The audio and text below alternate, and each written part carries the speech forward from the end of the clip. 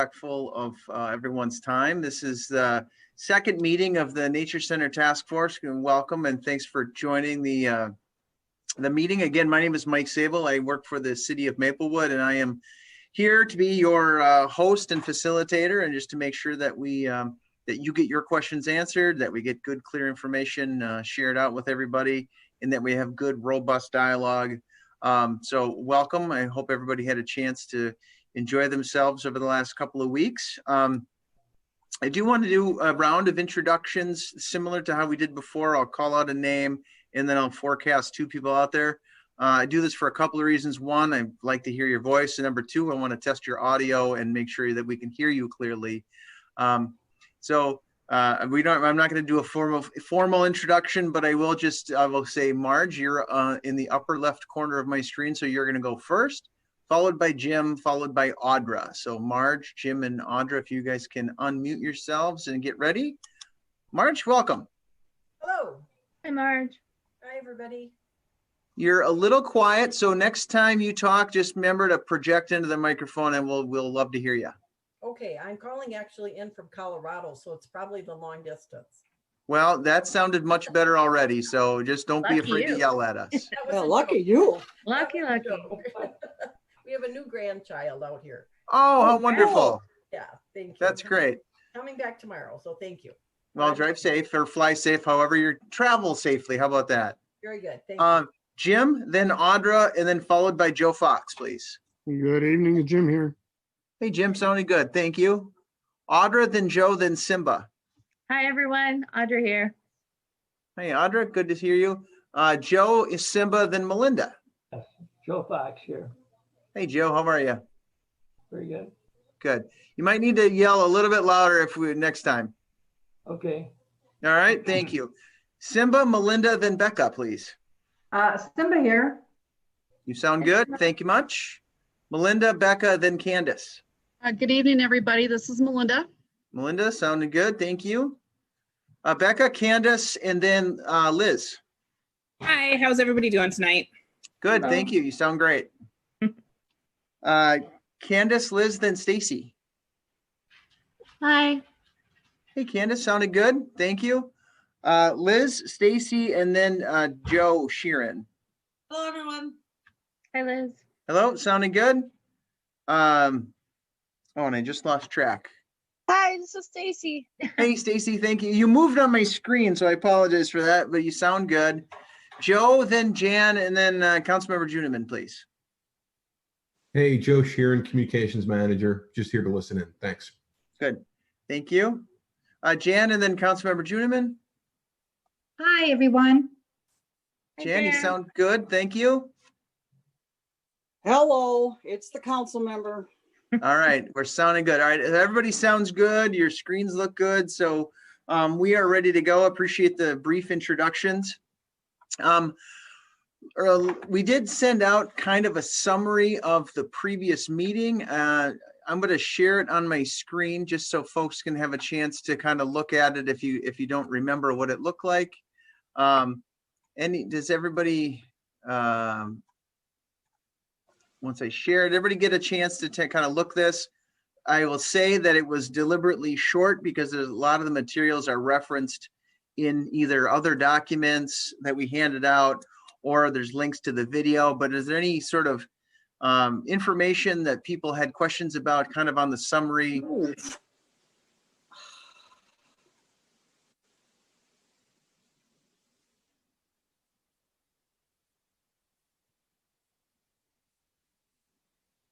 That was well done, whoever put the summary together. Well, there's always a team effort among the staff, so I appreciate that. So I think the one thing I'll say is at the end of the meeting, we tried to start to identify those kind of key areas that we're going to have to address, funding and financing, partnership opportunities, the role of volunteers and friends, competitors and / other nature centers, and then that broad category of other.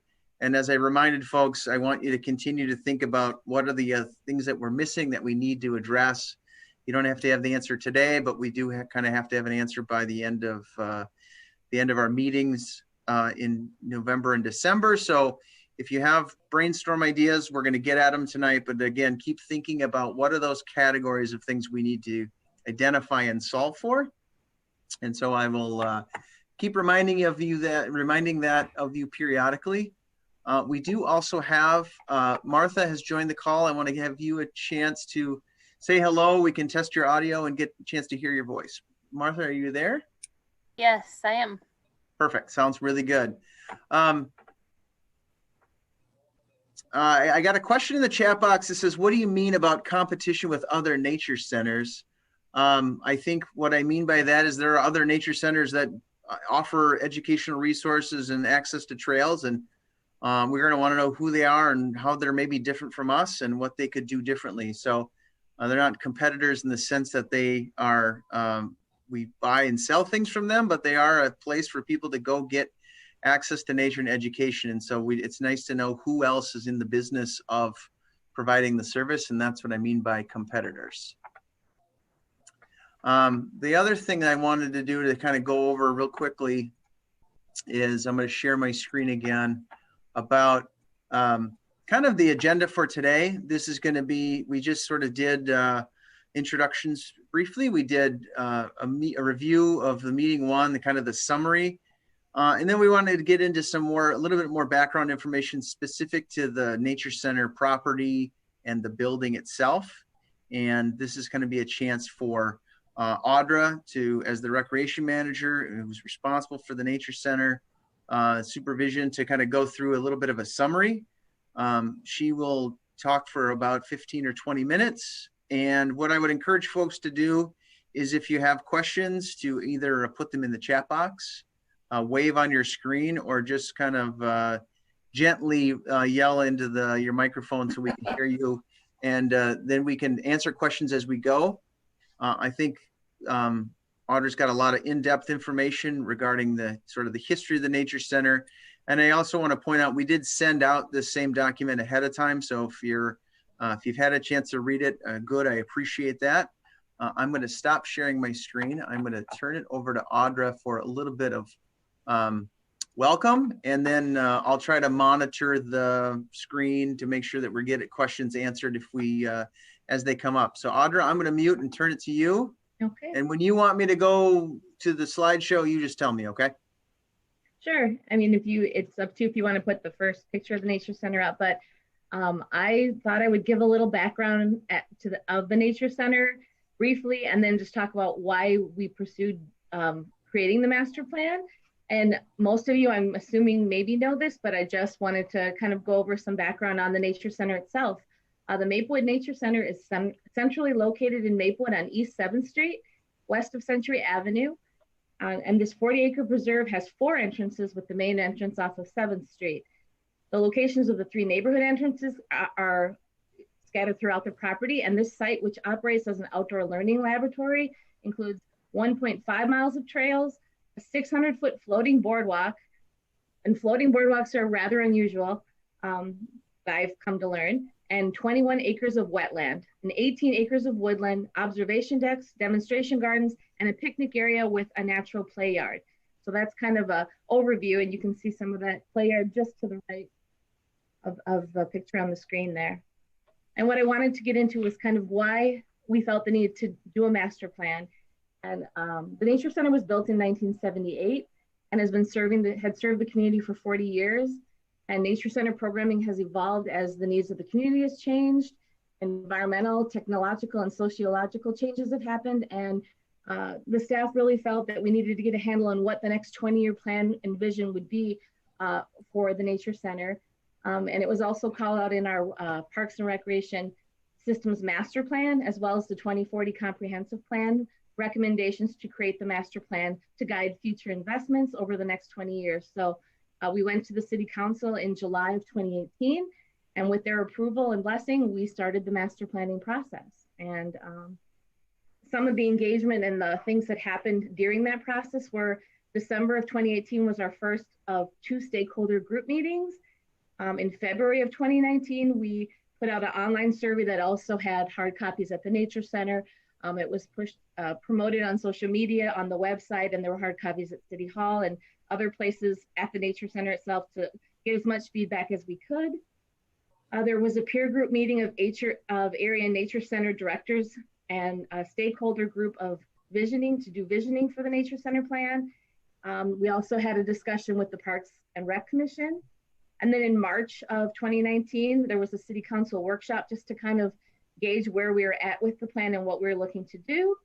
There was also a discussion with the Environmental and Natural Resources Commission. And then in May of 2019, we had a public open house for people to review the suggested concepts. And in July of 2019, they presented it again to the Parks and Recreation Commission and the Environmental Resources Commission. And then it was presented to the City Council in August of 2019, and it was approved. So that's just a little background of how the master plan came to be. Any questions there?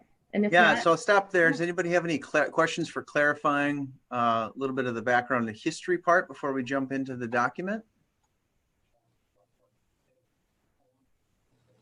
okay, and if you want to, Yep, I'll share my screen and we'll go, you tell me what slide you need and sure.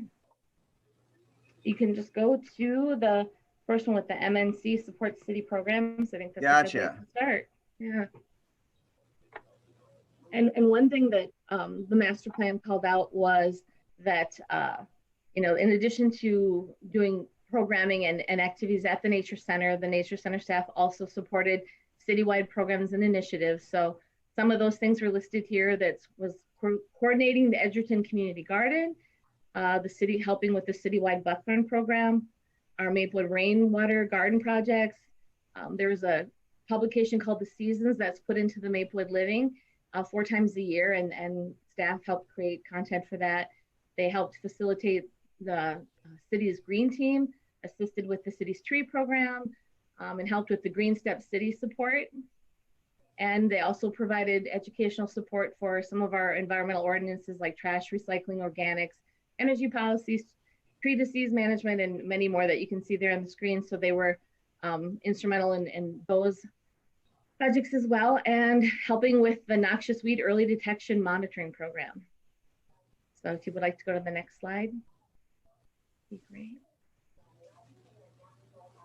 But at the core of it, the programs at the Nature Center, this is a slide that kind of shows the things that they do at the Nature Center. They did the ECFE programs, family programs, school groups, they had scout groups, they hosted birthday parties. I don't know if a lot of people knew that. They worked on service learning programs and room rentals. They have a snowshoe rental program. They did self-guided tours. They have that natural play yard that was created for when groups come or families can just come to the Nature Center and use that. They have demonstration gardens. They did monitoring programs for frogs. They had so many other things. So there's see other things that were on here. They did maple syruping, and fur trade program was a huge school program where schools would come and bring the children, and they do the fur trade program each year, and that's just a huge programming component of what the Nature Center did. And then in addition to just the programs at the Nature Center, Mike, if you could go to the next slide. And if I'm talking too fast, let me know. Sometimes I do that. We also do programming in the neighborhood area and the community preserves. So it's a little hard to see. They had to fit a lot onto this slide, but things like seed collection at the Prairie Farm, service learning projects at Gladstone Savannah, Fish Creek, things like that, just to enhance the neighborhood preserves that we have. And there are a total of 15 of them, was something instrumental that the Nature Center played a part in. And then if you can go to the next slide, it kind of lists everything and builds on it. So this next one will show you that they also, in addition to the preserves and the Nature Center, it was at other locations like doing educational programs at the Ramsey County Library. They were a huge part of citywide community outreach events. They would come and provide the education component or sometimes just a fun activity. And they participated in Waterfest with every year out at Lake Phelan and many other things. So that's just kind of a snapshot of some of the programming and outreach that was done. Any questions? I don't want to move too fast, so. Okay. Mike, if you want to go to the next slide. And volunteers are a huge part of supporting the Nature Center and their initiatives and what they do. And over 130 volunteers on an annual basis help out in some way at the Nature Center. And a little way to sum it up was in 2018, they estimated that there were 2,100 hours of volunteer labor on projects that helped. And it kind of came out to a $52,000 contribution in labor and expertise and help to the city. So volunteers are a huge part of what makes the Nature Center go and things that they do, like the monitors and collecting the seeds and being volunteers when groups come and helping keep an eye on things on the trail to make sure that if something's down, I get calls all the time if a tree is down or they notice a part of the boardwalk is sunk or something. They're the eyes and ears that are out on the grounds of the Nature Center, so they're very important and instrumental. And then Mike, if you want to go to the next slide. I mean, like I said before, community engagement was a big part of what we did with the in the master planning process, just to get feedback from the community. And we did do the survey, like I said, and the results, we had 258 responses online, which actually is really good for an online survey response, as well as other feedback at the stakeholder meetings and the peer group meetings. And just to kind of sum up what the results were of what people said, what we heard was, how are people using the Nature Center? And most people spend most of their time on the trails and the boardwalk, is what we heard. Participating in unstructured exploration and learning in the visitor center, wildlife watching, programs for adults, and self-guided tours were the next most popular activities. And if people who visited with children, nearly all spend some time at the nature play yard, and most use that picnic area outside on the grounds. 85% of the people had spent at least some time in the exhibit room, and people who hadn't been to the Nature Center for a while hadn't been there recently because their kids had grown up. The reason was their kids grew up and they didn't perceive there would be enough for older kids or adults to do. So that was some of the feedback that we got. And I mentioned people who bring kids, but of those visiting, roughly half of the visitors who visit the Nature Center annually do bring their children with. So it's a big draw for families with young children. Visitors come to the Nature Center alone with one other person or a small group. It's pretty even that across the board there. 63% of visitors travel 0 to 5 miles and to get there, and 15% of visitors travel greater than 10 miles, and 10% of the visitors walk, and 75% of visitors drive to visit the Nature Center. And then as far as programming desires, we asked people what they would like to see at the Nature Center, and the responses we got were respondents are most interested in attending programming on general nature study, environmental practices for their homes or yards, luminary hikes, learning about environmental issues like water quality, climate change, and pollinator health. And 92% of the people that responded were interested in attending at least one event or program a year at the city's neighborhood preserves, and nearly 50% said they would attend 2 or more. So that's kind of just a little snapshot of what we heard from the public when we did our outreach. So any questions there before I move on? Okay. Folks, I don't see anybody in the chat or in anybody waving their arms, but I want to pause here. I wanted to give Audra a chance to get some water and take a breath. But does anybody have any questions about kind of anything she said to this point forward? Mike, I don't have a question, but I have a comment. It's Councilmember Juneman. Yes, go ahead. When you look at those long lists of things that the city has provided through the naturalists and through the Nature Center, it gives you an idea of the task we have in front of us to reconstitute this and bring it back, because there's a piece of life in the city that a lot of which grew out of this. And so our task is serious and it's big, and it's more than just a few programs. It's a lot of things. And it's a lot of our identity as a city, and a lot of people identify with that. So our task is to make sure it comes back and stays back. I appreciate that. Any other comments or questions before I let Audra jump back in? I'd like to say something. Yeah, This go is ahead, Jan. Jan here.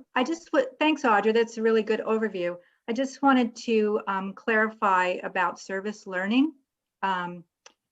service learning was actually very, very integral to our Nature Center mission, where we basically wanted to get people to be aware and understand the land, water, and wildlife resources. I'm just kind of paraphrasing it here, and empower the community to become stewards of the environment. That's what I remember. And for service learning, it was, it was volunteers, but it was also, in particular, we spent a lot of time with groups. The rain gardens planted with mostly fourth grade groups from area elementary schools. That was a huge, huge effort on everyone's part, supporting the city's stormwater efforts. And also Century College, we spent a lot of time with Century College. The kids were great. They helped implement a lot of projects, and invasive species removal, in helping us implement restoration goals for the preserves and for the Nature Center. So it was a really huge part of our effort here, and was well received. Thank you. Thank you. Great points. Audra, I'm going to share the screen again and let you jump Sure. back in. And if folks want to jump in and have something to add, feel free to either add it in the chat or, like I said, wave on your screen or just jump in, but I'll go to the next slide. Yep, I skipped over the slide, but I talked about this is a little bit more of data on the community engagement survey. And like I said, 258 community members followed through online, which is a really good sample. 11% of the respondents were people of color. Another 10% preferred not to answer. 9% were 18 or older. 23% were age 65 or older, and 15% of respondents hadn't been to the Nature Center in the last 12 months. And of those, half had never been. And 16% of respondents had volunteered at the Nature Center. And that was a great number. 16% of people responded were invested enough to go on and take the survey. So just a little bit more data on the survey. And then, like I said, the document itself is pretty lengthy, and I hope everyone had time to look it over. And again, if I'm not covering something that you had a question about in the master plan, I'm more than happy to go there, but just trying to sum it up, I thought it was important to talk about where we're going, and that came out of the master plan of what exactly is the vision of the Nature Center going forward. And Mike, if you can go to the next slide, this is the vision that the group came up with. And it's that the Maplewood Nature Center is the city's hub for environmental education, natural resources management, and stewardship. So, and with that, the vision is, how do we get there? How do we get to that vision? And we came up with some strategic opportunities in 3 areas. One was to improve delivery efficiencies and effectiveness. The second was expand the impact of the Nature Center, and third was to improve the visitor experience. And those strategic opportunities kind of drove some talking points and things that we could come up with ideas of how to do that. And if you want to go to the next slide, Mike. Under improving delivery efficiencies and effectiveness, that was a really challenging thing, because as we talked about, the Nature Center is very small. The staff, there was 1 full-time naturalist, but other staff were part-time. It was volunteers, and just getting to be able to do all the things you want to do with limited resources and funding is an issue. It's like, how can we improve what we're doing and make it more efficient? So one thing was reconfiguring storage, and that may sound small, but it really is a big part. There's so many things that go into programming and lots of supplies and things. And they thought maybe bringing supplies and materials on site to reduce staff time from having to go to the Nature Center and take them every time they go somewhere. So that was one thing they wanted to do. They really talked about using technology. So instead of having everything be hands-on, having pre-made programs and educational videos and things, and using interactive signs that might have call codes or something, just to and using software programs to help facilitate what the staff were doing to make it easier to get more done with less. And then strengthening the relationships between not only the Nature Center staff and other city departments, but working with communications, IT, and just looking for any way they could deliver things more efficiently. A vehicle was definitely something that was talked about a lot, so that they could maybe take the Nature Center to other areas instead of trying to get people to the Nature Center, because as we talked about, I believe last meeting, busing is expensive. Busing was a barrier for a lot of groups to participate in the Nature Center programming. So they were looking at a vehicle to maybe take it on the road. There was some talk about a groundskeeper position to help with maintenance if that could somehow be factored in. And Mike, if you could go to the next slide. And for this, the opportunity to expand the impact of the Nature Center, kind of building on the efficiencies, was focusing on partnerships, trying to really go back and develop partnerships with schools to offer programming and work with the schools to provide that. And bringing, like I said, bringing the programs to the people by whether having a vehicle or finding another way to go out to other places, not just at the Nature Center site, to continue the programming and the nature learning. And again, lead by example is pretty self-explanatory, just showcasing best practices and really taking care of the city's natural resources and helping the community was really important to them. Trying to maximize hands-on learning when possible. And then again, back to the marketing, pursue digital marketing. Joe Sharon's here on the call now, but they worked really extensively with communications to think of different ways to get nature programming through videos and other things out to the public. And just looking at redesigning the site, because it was really kind of, it's so small, and the way it was set up isn't really conducive to education and groups coming in. It's a little bit of a challenge, and changing the building so that the exhibits could be more visible to the public and be able to change them more frequently. So all those things were things they wanted to do to change the impact. And then if you can go to the next slide, Mike. And this kind of shows a map of expanding the impact of the Nature Center. A big thing that was talked about was taking nature to where it's needed in the schools are, when busing was such an issue. So looking at going to our preserves and our open space and maybe offering programs there and creating hubs, satellite nature centers, if you will, just to be close to schools and create some learning opportunities that way and be a little more effective. So that's what this map shows. You can see it like at Trout Brook, at Gladstone Savannah, Beaver Creek, the Priory. So that's just what this was. And then Mike, if you could go to the next slide. I'm sorry again if I'm going too fast. It's a lot of information all at once. But and then to improve the visitor experience for people actually coming to the Nature Center site. It's 40 years old. It has a lot of needs, and it's aging out. The boardwalk has reached its 20-year lifespan, and you can do repairs, but eventually boardwalks need to be replaced. There needs to be different things improved and replaced. So the boardwalk was the main goal, was to make that so it's sustainable for the next 20 years, improving the trails that exist, the stairs going up to one of the neighborhood entrances.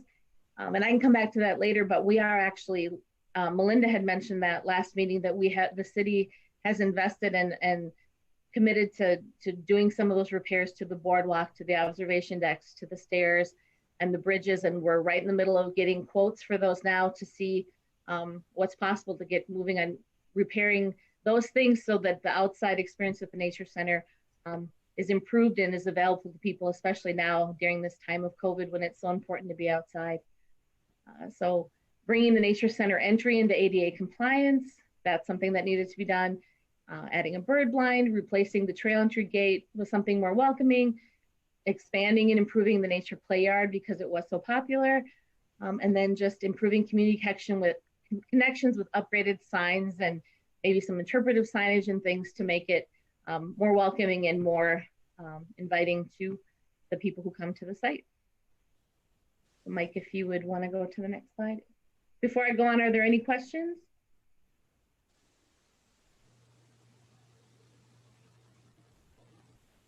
Go ahead, Marge. You got the floor, or the screen as we speak. Sure. I did read through the plan, and I had a question about the signage on Century and Minnehaha, and I see that was way out to like 7 years out. Is there some reason that can't be done sooner? It seems like those signs are so small and easy to miss with those busy streets, and I don't know. I was wondering why it's 7 years out on the plan. Sure, and with the signage, I think that was part of overall coming up with completely changing all the signing, but absolutely. And I know there had been talk, I don't know where things have landed right now, but with the Friends of Maplewood Nature, they had gotten some charitable gambling dollars, and they had looked at potentially doing the signs, and we had gotten to the point of offering, saying this is what it would cost to, and so there are talks of already improving at least two of the signs, the one on Century, and because there's actually two, there's one facing each way on Century, so that is something, yes, that can be done before Okay, 7-year plan for sure. okay, thank you. This is Jim. Go ahead, Jim. The Maplewood, the Friends Board met last week, and we are working on the sign on Century. Yep. Replacing the wood sign with the metal reflective sign. We ran into a little, because of the staff not being there, we run into a little problem of not being able to complete the project by the time the charitable gambling grant funds are due. And so we've asked for an extension so that we can finish it, because by the time we got the quote, the staff is basically gone now. And so we have to find a way to work around all that. But we are planning on replacing the sign on Century, not putting one on Minnehaha at this point because the funds didn't come through for that. It's a good update. Thanks, Audra. Thanks, Marge. Other questions while we've got everybody on the screen?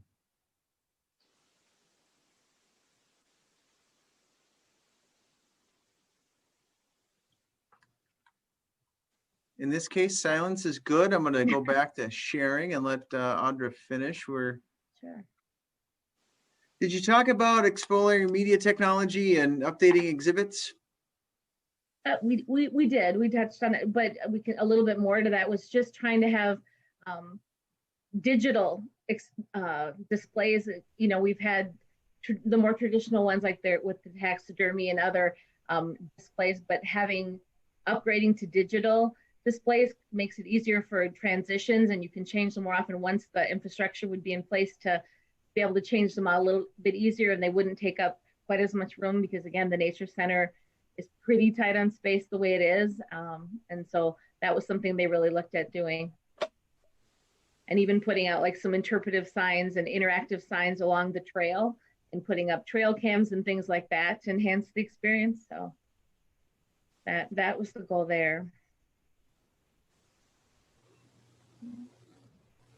And then to the big topic of all the wonderful things that the Nature Center wanted to do and has goals for and things that, you know, you'd like to do. The master plan was a wish list. You want to create a wish list of, if you could have everything, what ideally would you want based on the feedback from people and what staff feels and all of that. And then you put it together and you want to plan out for the next 20 years to the best of your ability. And then comes the funding piece. And that's always the challenge. And so with the master plan, a huge part of it was dependent on funding, especially any improvements to the building going forward or expanding would depend on these things, outside funding, other in-kind contributions, and just being as efficient as we can with existing resources. So with outside funding, you know, looking for community and friends group support, local business sponsorships, public health grants, the watershed district grants, state-funded outdoor recreation grants, working with other cities, school districts, nonprofits,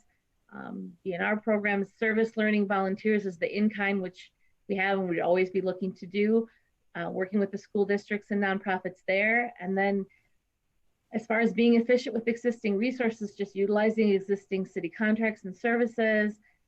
We're looking at all options, even with the vehicle, looking at the, you know, our fleet just to see what we could maybe do with the lease. Just trying to take care of trail maintenance, what we could do in-house versus having to go out to contract, and then working with, you know, the communications department on how to market and maybe solicit sponsorships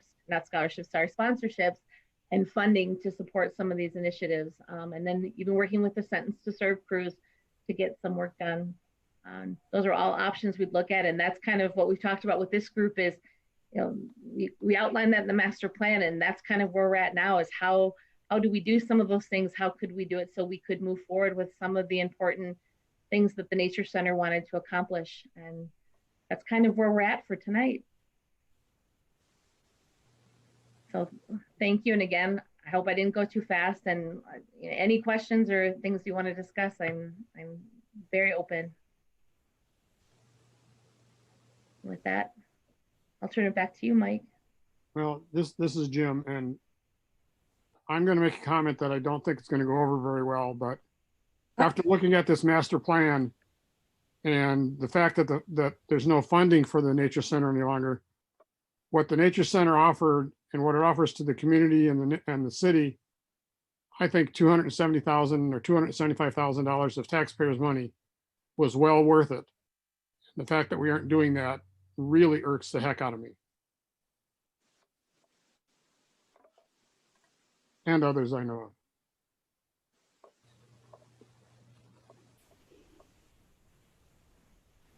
Jim, I appreciate the comment.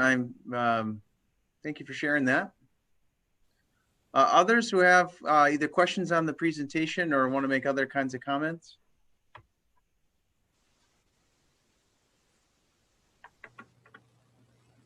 Got a question from Marge that said, has anyone reached out to 3M for sponsorship, naming opportunities, etc.? Is there anything that is, who have we reached out to? And maybe that's, I'll say with, I'll start with 3M, but Audra, do you want to talk a little bit about the work that you and Joe have done on outreach and fundraising? Sure, and Joe, if you want to chime in, feel free, but I know we worked with looking at all kinds of opportunities and exploring all avenues to date with 3M. Most of it has been in kind. We've had service groups coming out, volunteers from 3M that have been coming out and doing work. We actually just last Friday, Anne had a group that came out in 2 shifts to the Nature Center and did work on the property and helped her with things. And we love having the help. And financially, Joe, I'm not aware of that we have any monetary commitment from 3M, but they definitely have been coming out. They were out at Gladstone Savannah. We had a 3M group at Fish Creek. So they're doing the in-kind service contributions for sure. Yeah, and just to kind of give you guys a background, we did right around the time of the State of the City, which was in January of last year, we started the Nature Center Explorers Program. And to date, we had raised about $2,500 on that. But the problem was COVID hit.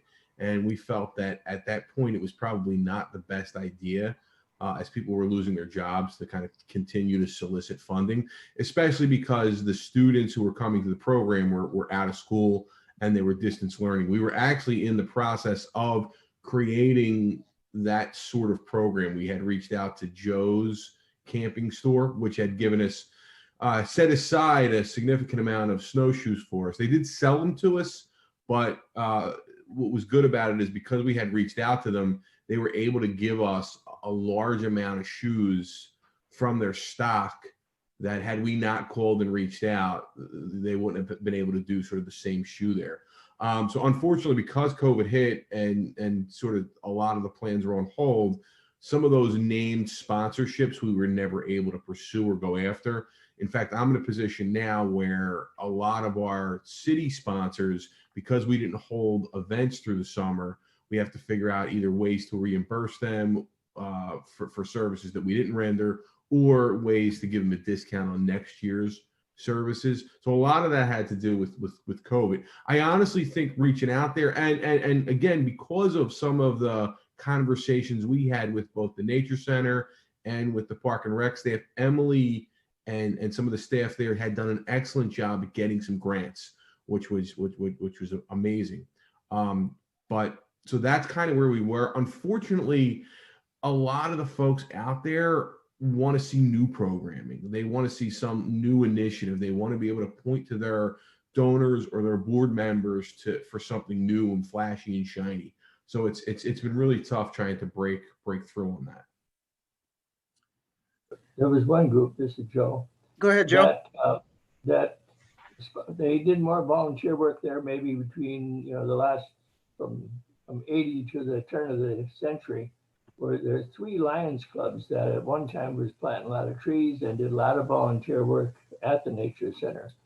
The last 10 or 15 years, the Lions Club, there's 3 or 4 that did a lot of work some years ago that I think should be looked at again. They do exist, those same clubs, but just have not worked at the Nature Center as we did at one time. Absolutely. Yeah. The Great one point. thing I would add is while the volunteer work is awesome and we really appreciate that, in order to Jim's point, in order to achieve some of what was in the master plan, it takes more than $270,000. It takes a significant capital investment. I think at this point, what we should do is instead of focusing the first priority on raising money, let's have the first priority be what is the new function, what is the new role for the nature center with COVID, with a lot of other competitors in the field. What do we do best that other people don't do, and where do we need to go, and then figure out what the funding mechanisms are. I think trying to just backfill the funding of the nature center to make it what it used to be, while it had an awesome mission, that's not the mission going forward, especially in the landscape we're in, with not being able to meet in person, with other entities doing things different, better, looking toward the future. So I think from my own comment, and you can disregard it if you want, we need to establish what is the nature center in the future, especially in a future where we don't know if we might have to suspend programming. And also considering because we're in a footprint there, there's not a lot of room to knock down and rebuild. Joe, thank you. I'm gonna just in managing the kind of the chat box. Stacy did say that she agreed that it's well worth the money, so she was sort of echoing Jim's comment earlier. And then Marge asked a question: has there been any connection to the new Sally Manzara? I don't know how to pronounce it exactly. Nature Center for programming, events, etc., for efficiencies. And so, Audra, I'll look to you, and then maybe to anybody else who maybe has connections with other nature centers in the region. Sure, thanks, Mike. My knowledge, no. With the Nature Center staff being laid off, with the exception of Anne back in June, it kind of, the last few months, we've been kind of in a holding pattern, but pulling together the plan for these task forces. But that's definitely something that we can look at doing, and that's a great suggestion. And that's what we're, again, looking to this group to do, to kind of see what we can do going forward. Maybe I could just comment on that. Sure. With Sally Manzara, maybe everyone doesn't know, Lake Elmo has a new nature center, open just probably maybe 2 years. I think they had their grand opening 2 years ago, and then they had a 1-year anniversary last year. And so they're, of course, in the same straits as everyone else, with a lot of programs not being held, but because they're so new, I thought, maybe there's some efficiencies with planning, programs that can happen virtually. And because they're still trying to figure out their future, I think as well, that it might be, and they're so close, just down Highway 5, there in Lake Elmo, I don't know, 8 miles at the most, that there could be some maybe back office efficiencies too, and sharing programs and sharing kits and other materials, et cetera, that, because you're so convenient to each other. Thank you for making that connection. I'm looking on the screen. I don't see anybody with an obvious question, but I'm going to open it up to the group for a comment or question. Mike, this is Kathy Juneman. Go ahead. I'm going to be like Jim, and I may as well be unpopular as the way I am. I think looking to 3M for any significant funding is pie in the sky.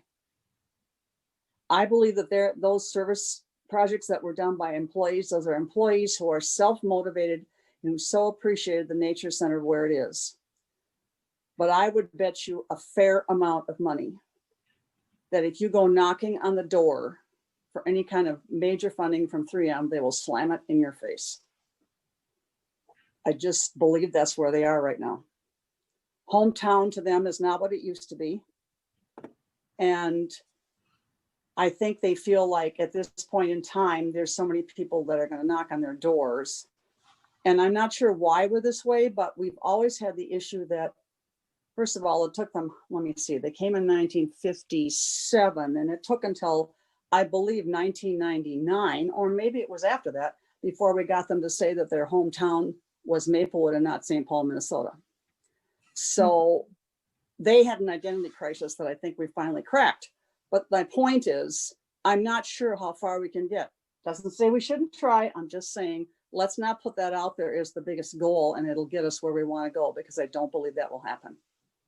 If someone else hops on and we have a good fundraising program going on and a plan for how this is going to go forward, then I think we might have some leverage. But I don't think we can rely on 3M benevolence. I truly don't. Mike, Kathy, could I thank add you. something to that? Well, Becca, you jumped on the screen first, and so did you have a comment or question you wanted to go? And then Melinda. Yeah, I do have a question. Because the nature center's location is in a basically borderland where it's right on the edge of Maplewood, Oakdale, even sort of quasi adjacent to North St. Paul and pieces of St. Paul, has there been any talk with those surrounding areas as providing some sort of cost sharing plan? Audra or Melinda, do you want to take that question? Well, I was going to speak a little bit to the 3M thing. As a city official, through our business retention program, we get in the doors of 3M once a year. And over the years, we've tried numerous times to talk them into funding different initiatives. In fact, we talked about the Nature Center, we talked about Fish Creek. We've had a lot of discussions with them and we don't get anywhere. And typically they talk to us when they need something from us. Yep. We get one meeting a year and that's it.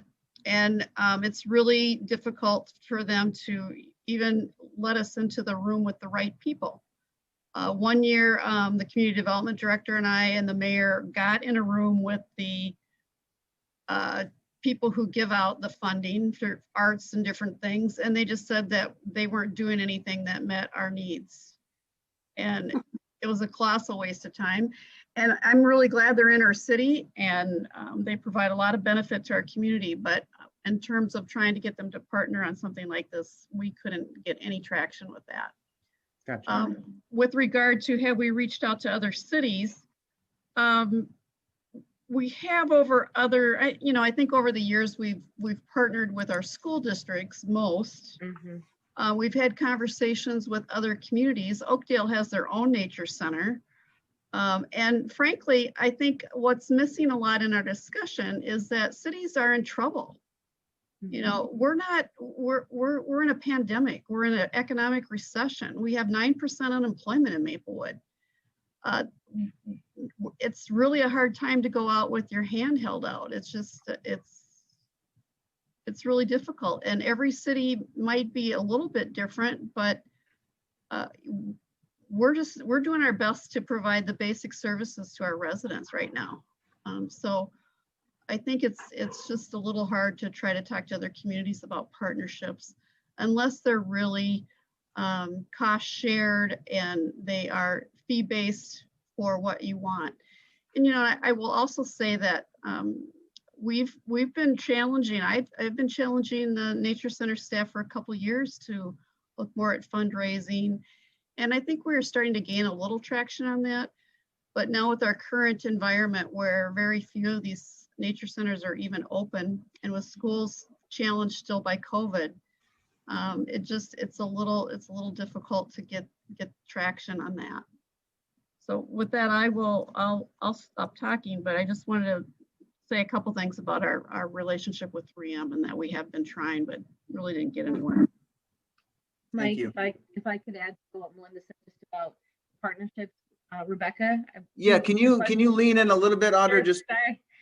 Yep, Rebecca, I think your question was about partnering with neighbor city, and as Melinda said, the Oakdale has its own Discovery Center, and then North St. Paul has Southwood Preserve, and their efforts are put there.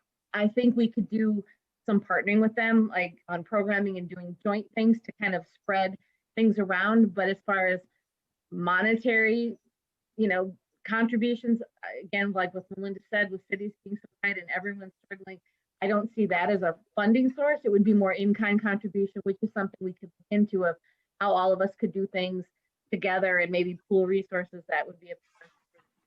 I guess the one I'm just kind of coming to mind with, it's not necessarily the same thing, but it's the Three Rivers Park District over on the other end of town where it, you know, similar, more resource management oriented, but there's the various nature centers that are all working together within a region. Right. So that's kind of the partnership level that I was thinking of. Sure. It's really Where is that, Rebecca? Joe, where is that area So- at? The Three Rivers Park District, it's over in the western end of town, and they've got Lowry Nature Center, and I could be wrong on this. They operate the Elm Creek Park Reserve and a few other things within Dakota County, Hennepin County, Oh. and Carver County. So it's not they're in spread this out. area, though. I'm sorry? No, They're not in this area then. No, West Metro. No, they oversee over 27,000 acres of parks and trails. They're a very Right. large regional group, but it's not adjacent to Maplewood. No. Well, what I was going to ask Becky, what she brought that up earlier, is where are the pockets of people living? Sometimes I think the fences are high around Maplewood and there should be probably wider, like at least the school district boundaries rather than just Maplewood. Now, I understand the politics, the funding and so on, but I think we had a more of a community look at that site when we were closer to the schools and providing educational programs and so on. And I know North St. Paul put up a small one, but we put a lot of money into a Maplewood Park, and should have been North St. Paul funded over in Joy Park and not Maplewood funds, but that's another issue. Mm-hmm. Yeah, I think that's an interesting point when you talk about, well, who is your geography of people you're looking to serve. I think that might be one of those key questions that we maybe identify, not only who else might pay, but who else might come and who might be drawn in. So I think that's good. Stacy made a comment about, yes, connect the school district in the chat box. So that was a connection. And then Jan made a comment, and I'll read it. In response to Melinda's request to staff, Nature Center sought and received significant grant funding, which had to be turned away after the Nature Center staff were furloughed because there were not other staff who could implement educational and pollinator grants in excess of $100,000, if I'm not mistaken. Audra or Melinda, do you want to address that specific piece around grants that were given and had to be turned back? I will Okay. try to answer that. Yeah, we did receive a couple of different grants. I think one was 50,000 maybe, and one was 25,000. The reason that we couldn't count on continuing that grant was, number one, we would have had to keep 2 staff on to do it. And there are other costs involved. I mean, there's a lot of costs in employment and having employees. So, and there were 2-year commitments, as I understand it. mm-hmm. And without knowing financially where we're going to be, and I went through this a lot at our first meeting, so I won't spend much time on it, but there are just too many financial challenges to keep staff on to do something if we didn't know we could finish it. And we just weren't sure we could. And maybe Councilmember Juniman can add to that. She was part of the group that made the decision to do this. The council ultimately decided what budget cuts had to be made. And, I remind everybody that all of the departments here at the city of Maplewood made cuts. We made over $1 million in cuts before we got to Park and Rec. We really looked everywhere we could. It was a tough decision, but it's just something that we couldn't keep doing when we didn't know if we were going to have people who would come to the Nature Center with schools closed and other facilities like ours closed. There's too many unknowns. So I guess that's my response to that question. So I'll be quiet now and let Kathy or somebody else talk if they'd like. Mike? Yes. It wasn't something the council did lightly. I think I said this last time. And particularly for me, this is one of the closer times I've come to shedding blood on why we have, why, you know, I know the why, but why? And it's, the pain doesn't go away. So my interest now in being the liaison to this task force is to say, all right, we need to restructure, because we don't want to have something that was wonderful, that did so many good things in the community, and for other people to not be here. Mhm. But you can't use that as a rationale to keep something going when you simply don't have the money. It's just not, you know, that's one of those days when I thought, I ran for office because I was out of my mind. You know, it's not a fun task. It's just not. And Melinda can attest to this. The first time I met with them about this, with her and Ellie, I was just like, well, what cat? I was just like, we have to find it somewhere. You know, I could not let go easily. But we've looked in all the corners and under all the rocks. And the fact of the matter is, I believe, after looking at the whole budget picture before COVID, this might have happened a couple of years down the road. It's just the cost of everything these days. It's just what it is. And so I just think this might have been, it's hard to believe right now, I know, but a blessing in disguise to get here now and make it happen. We have to be very inspired on how this reforms and stays sustainable ad infinitum, because I will take some of the blame. I've been here quite a while, but I will say every city, particularly on East Metro, remember how we're always kicked around at the legislature. Oh, give the rail to the west side, blah, blah, blah. You know, it always goes the other way. And so you kind of get used to being kicked to the curb. And so you don't sometimes foresee where you should be going with your request till the money ain't there no more. But going back to the Three Rivers River District, Park District thing, this may well be the time for us to come up with some ideas and inquiries about why can't there's a Ramsey, Washington watershed. Why can there not be a Ramsey County, Washington Park District? We're talking about Lake Elmo has their nature center. Oakdale has one sort of, but that Discovery Center is not really a nature center. And I'm sorry, it's not. And North St. Paul's, granted, has to be small. So we're talking about this, and we're talking about, we were probably some of the most successful as far as what we were creating, and yet we couldn't hang on that way. So we need to be going to, I think, as we format this whole thing, we have to look at how we would like to partner under an umbrella, so that we can say there's a Washington, or Ramsey, Washington, put it in alphabetical order, Ramsey, Washington County Park District, where we have some common funding and common programming, and yet we're each individual. It can be done, but you know, and yes, it would have been better 25 years ago. Oh, well, that's, somebody can always say that about something in life. But I think maybe this is our moment to come to that conclusion and at least consider it. So that means as we're looking at goals and what we want this nature center to be and what our role is, let's try and see ourselves as part of a conglomerate of nature centers, outdoor programming, that type of thing, to keep everybody more healthy and to appeal to, I mean, we're drawing in people from other places. So that means they came here, even though there are centers in other cities. So what was it about us that did that? And how can we partner with other places that have similar, but not exactly the same things to offer? We could all support each other. It's just a thought. I appreciate that. I want to know, Stacy did the thumbs up on the screen, so I appreciate that. I caught that. One of the things that you talked about was sort of. I have one thing quick. Oh, yeah, Liz, please. Yeah, I really like the idea of a partnership. I think what we need to do if we ever approach that is, I know Washington County really funds their parks and their recreational activities. They have beautiful parks, and we would basically be coming to them and asking for their help on it. So I don't really know if that's actually viable, considering that they do spend so much money on it, and if they're going to want to adopt other programs when they're making their own programs. I don't know if the ship has already sailed on that one because of all the new construction. And then, like, I think there was a new nature center 2 years ago that was just mentioned. They just redid their Lake Elmo Park.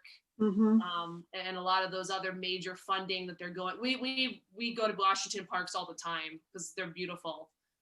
But I don't know if that might be too late, and look more at some of the other areas that are like Maplewood and that are kind of struggling. But if we could come together and put all of our strengths together to form a partnership, that would be, I think, a really great idea. I just don't know if Washington County they might give us the 3M treatment. But they will be us someday. Oh yeah, I mean everyone is going to end up having financial issues at some point in their existence. But at this point, it looks like they're just I don't know. I don't have the inside knowledge of what their budget looks like now with the coronavirus happening. But I do know that they have been doing major remodels in the last few years, a lot of their facilities. Good. Thank you. So Martha made a comment on the thing that says, I agree. I think an East Metro Collaborative is a great idea. So that's there. And Becca, you are next in line. And then I don't have anybody after that, so feel free to join in. Well, it's more of just a general comment in that if we were to form some sort of East Metro group, we would then have a louder voice to approach the legislature. Yep. So we'd be a larger force.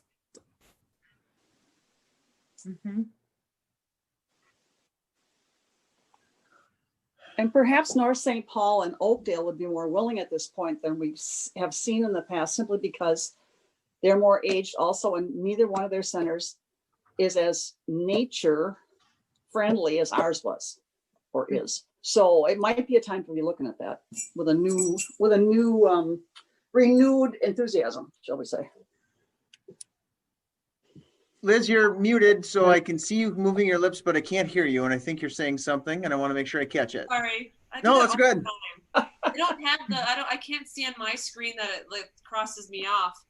Is the Oakdale facility the one that was not really a nature center? Yeah.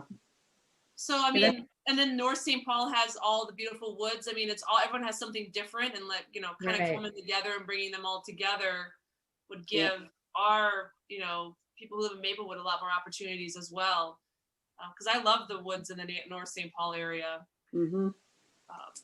I like that idea of Oakdale, North St. Paul. Not like anybody else cares that I like the idea, but I like it. Jan, you're on the screen, and then Simba, please. Yeah, I just want to give a little background. At one point when Bruce Anderson was director at Oakdale, there was talk about the Nature Center doing programming for Oakdale Nature Center. And then that was dropped, I think, had nothing to do with the Nature Center. I think it had to do with some political thing. So it never happened, but it was proposed and it was considered. And then I also wanted to say that we might also consider Woodbury.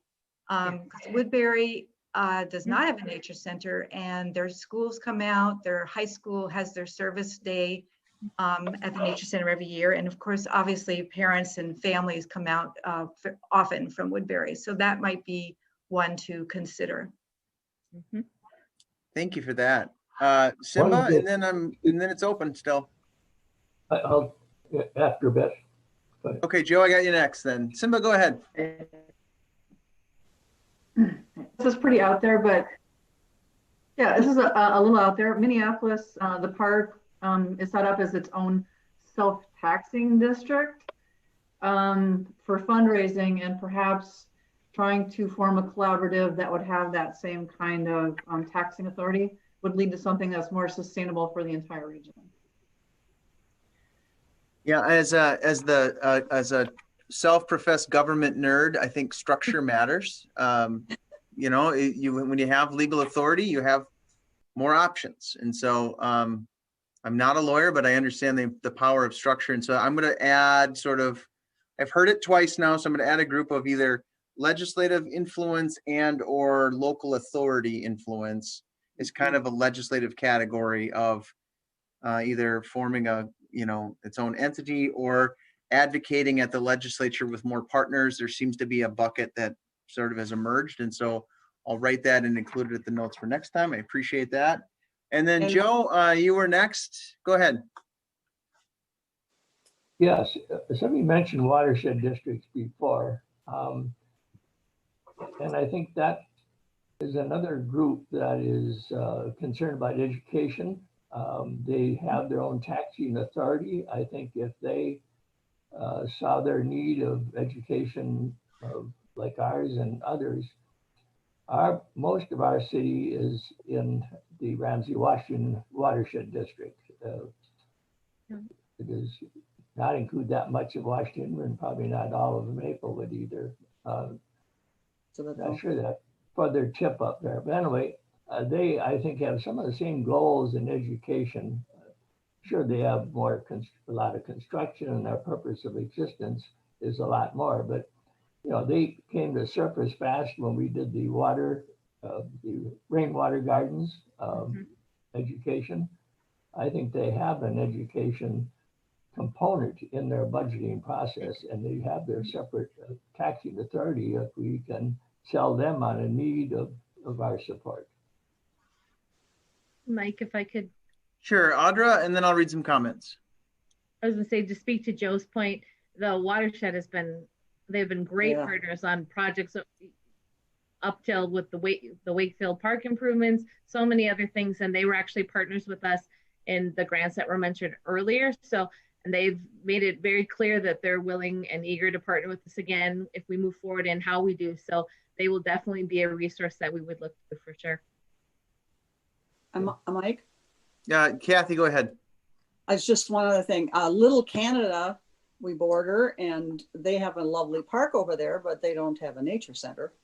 And, you know, it wouldn't be the first time of course, I hit the wall every other time, but suggested that we might want to combine for rec programs because they're small. There's a lot of things they can't do on their own. But, you know, when you partner with people, there's always more when the two of you are together. And they don't have it. They have a lovely park. Like I said, they have in Jarvis Mill Pond Park. It's lovely, but so they would add that piece. But would that be part of the possibilities of us for under the umbrella?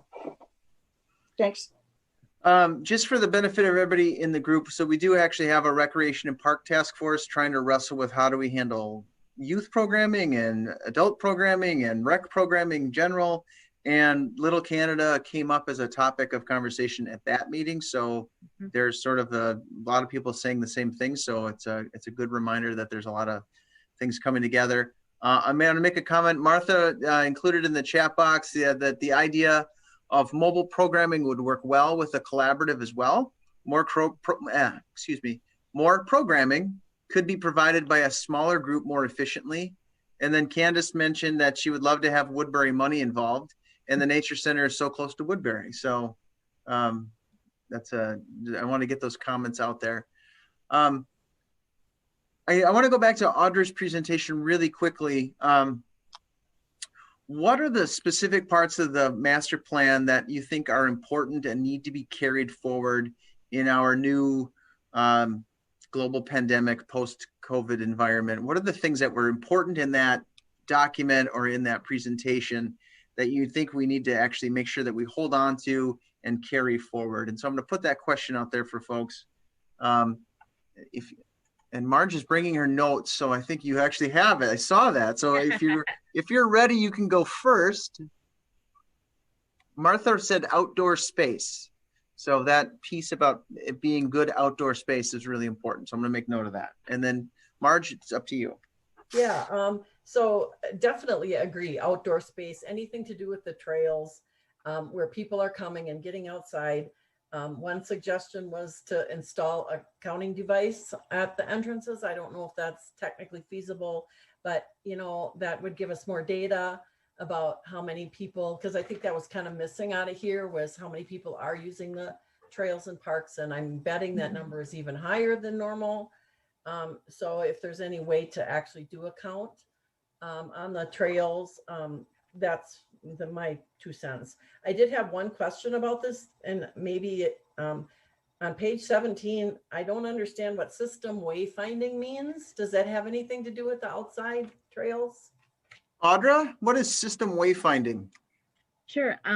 Yes, it does. With outside, it would be interpretive of signage and just things that can be put out to give more information to people as they're on the trail, and saying like there's what is this, what are these wildflowers, that kind of thing. And if we could do it digitally, it could give people and enhance their experiences as they're going through the nature center grounds and give them extra information that isn't just right there. So that was kind of the thought of that.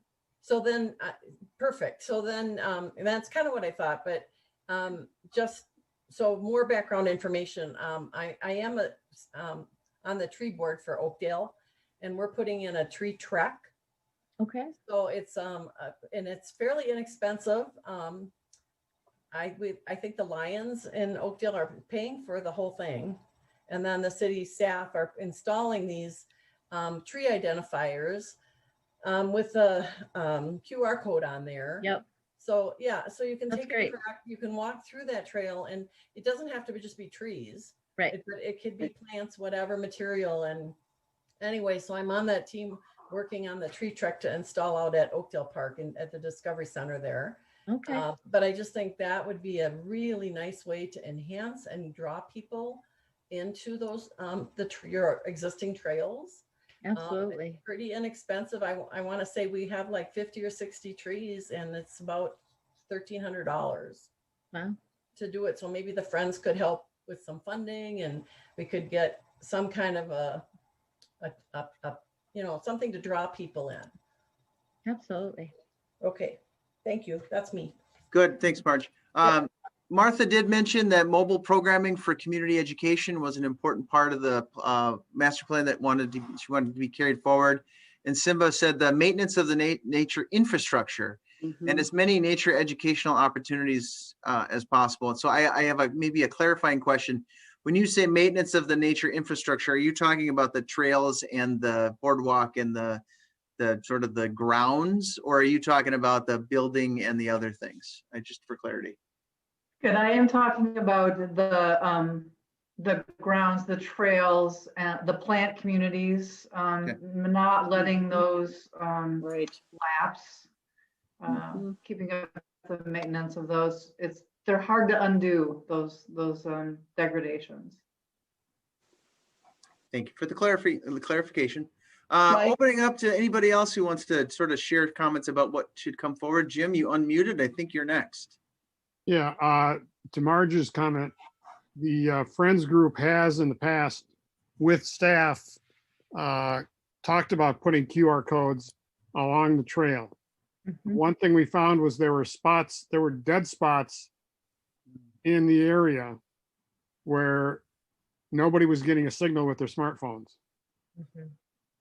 So we were thinking of how do we do both, put in some kind of better Wi-Fi as well as the QR codes, but that's something that we've talked about. Good, thank you. Mike? Was that Kathy? Yeah, it was. Okay, go ahead. Well, from the master plan, we had the defined vision, and one of the things was that the Nature Center itself was the environmental hub in the city for environmental education, management, and stewardship. It's where people learn how to enjoy and take care of. So that has to be, as we move forward, it just has to be there. And that has a more far-reaching effect. We have to keep an eye on our Green Step Cities status, because people have always looked to us as leaders. We won't stay there if we don't stay on task. Can you help me and tell me what Green Step Cities means? Okay, Green Step Cities is a program of the PCA, really, and all cities in Minnesota are eligible to join. I actually don't know how many are involved at this point. But the last time I checked, it was like, I don't know, 115 or something. And they have a program that you sign on to, and there are levels. And once you've accomplished the various steps, you can get to the top. We have been at the top.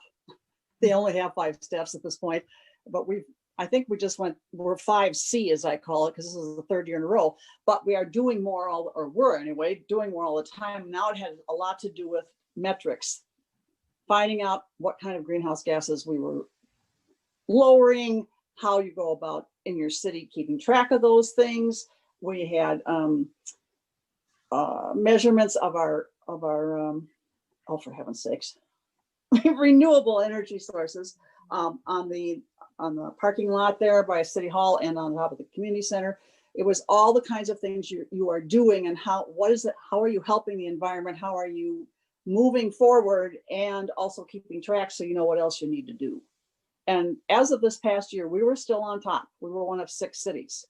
But without the nature center staff, I mean, you know, and right now we're without an environmental technician as well. So at the risk of sticking my neck out, I was like, Sean is it. I don't think she can work 300 hours a week, but I could be wrong. So if we want to stay at that level with that piece as well, because that ultimately affects finance. People are attracted these days to a city that is environmentally aware and doing something about it. I have had people say to me in the grocery store, we came here from out east, and when we were looking where to live, we have someone who worked in Plymouth, but he researched the surrounding suburbs. They moved to Maplewood because of our environmental stance. So we have to learn to value that with a dollar sign, because it is attracting people. So not only are we doing good, and not only are we learning how to be better stewards, but it's helping us. So we want to keep our eye on that. And while you're giving people something to enjoy and you're helping them how to be good stewards themselves, it should start to come back to you. We don't want to lose that. I'm going to do 2 comments and then I'm going to go to Martha. But the comment from Candace, she echoed your statement and said, it's why I moved here. And Martha said, it's why I want to stay. And so that sort of theme I think is there. Martha, you turned your camera on. I'm going to take that as a sign that you are ready to share with us. I know I put it in the chat already, but I think that the idea of mobile programming along with a collaboration with other, you know, the Oakdale and North St. Paul or whatever other bordering areas, I just see that as being a big benefit as a way to keep that educational programming piece going, because like you said, with busing, it's much easier to get into schools, and even to be able to go and use like the new community building at Wakefield, which I believe has a little bit bigger space than the classroom space at the nature center, and would just allow, you know, possibly one smaller group of naturalists to provide a lot of programming for the whole area. And I think we'd get a lot of bang for our buck with that. Thank you. Thank you for sharing. Others on there who either want to react to something that's been said or things in the master plan or an auditor's presentation that's important to carry forward? This is Jim. Go ahead, Jim. Many of the board meetings, we've had discussions with the staff about a vehicle just so that they could do mobile. And that was the biggest hangup, was that everything had to be carted in their cars. And they didn't have a sufficient size vehicle to pull all the information together at one place. So they ended up having 2 or 3 people make runs back and forth, 1 or 2 runs to either City Hall or wherever the stuff was stored to get their materials for a mobile program. So a vehicle was very critical, I still believe is very critical. Yeah. And we've discussed with, someone brought up, whoever we have our vehicles with, that getting a vehicle from them with, for lack of a better description, a 3M wrap on it that says this vehicle, you know, Maplewood Nature Center mobile, whatever, vehicle supplied by XYZ, you know, automotive. So that they got free advertising. You know, they give us the vehicle. We give them advertising space. We have Tesla in Maplewood now, for heaven's sakes. Let's think big. I don't think a Tesla would work.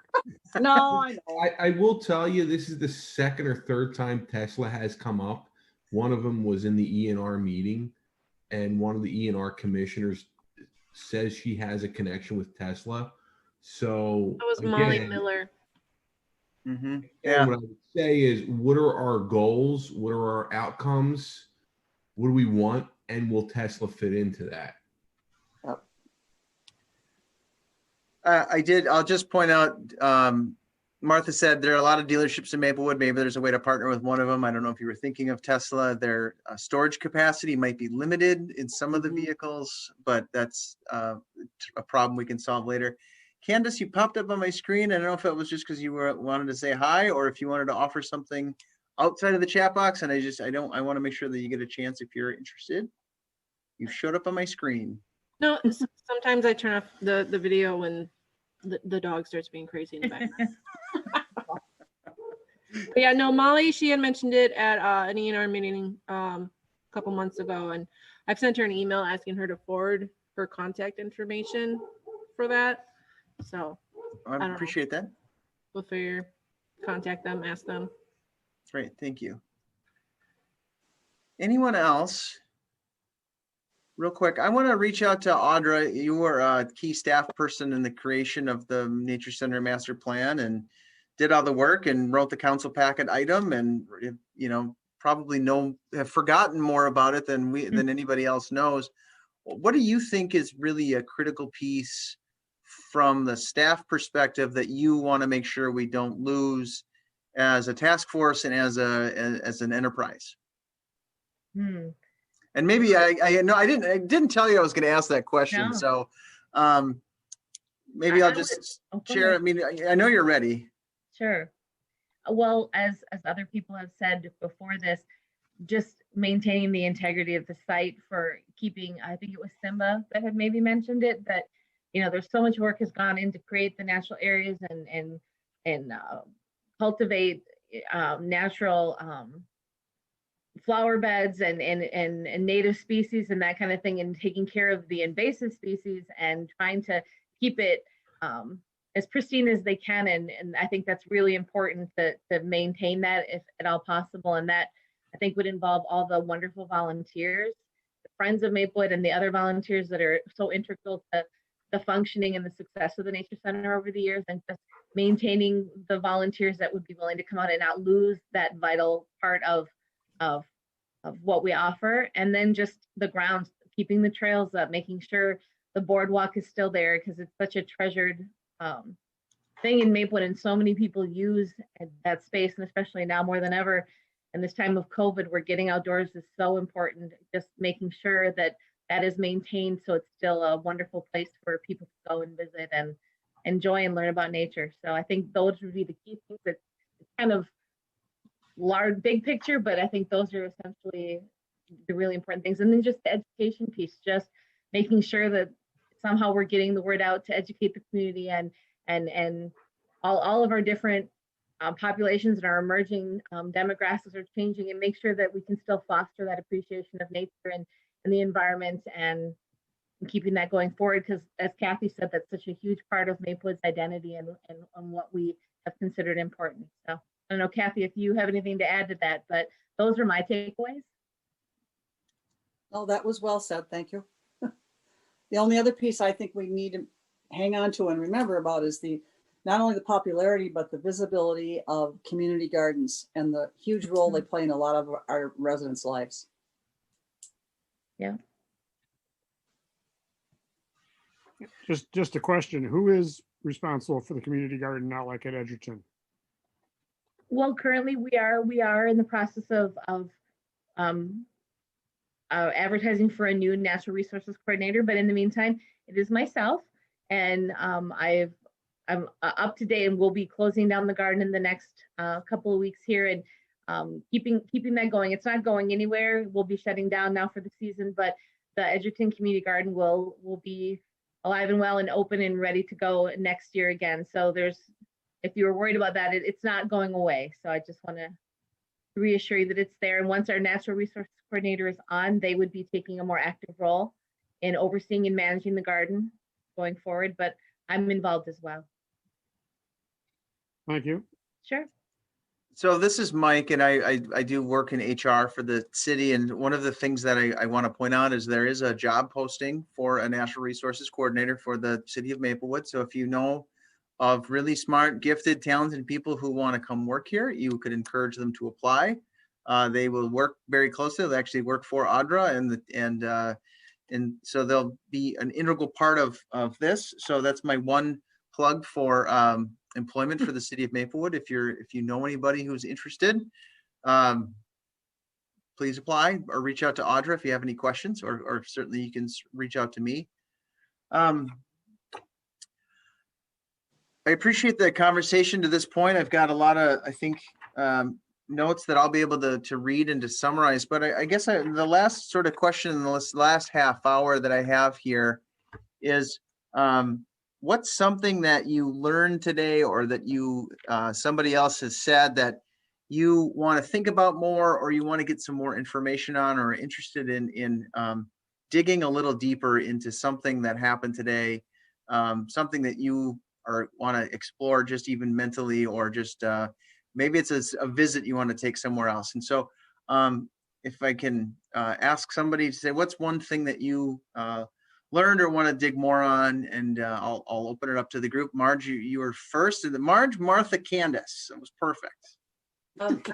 I would like to talk to Jim outside this meeting to find out more about the 3M experience and the Friends group and what kind of funding they've been doing. And I am on the Friends.